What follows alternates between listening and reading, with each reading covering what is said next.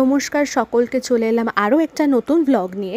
আমি চলে গেছিলাম আমাদের 51 পীঠের মধ্যে অন্যতম এক পীঠ, সতীপীঠ, যেটা হলো কালীঘাট মন্দির।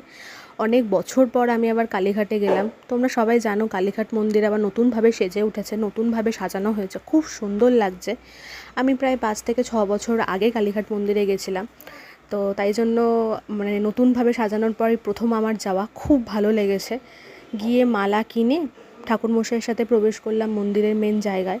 খুব ভালো লাগছিল, মন্দিরটা খুব পরিষ্কার পরিচ্ছন্ন ছিল, সিস্টেম খুব ভালো ছিল পুজো দেওয়ার।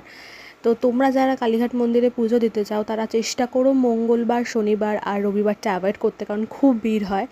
আর উইকডেজে গেলে অবশ্যই চেষ্টা করবে সকাল সকাল যাওয়া, তাহলে খুব শান্তিতে পুজো দিতে পারবে। খুব ভালো লাগলো, লাইন ছিল কিন্তু খুব ফাস্ট লাইন এগোচ্ছিলো। তো পুজো দিয়ে মায়ের দর্শন করে চলে এলাম ধূপ মোমবাতি জ্বালাতে। খুব সুন্দর লাগলো আমার পুজো দিতে।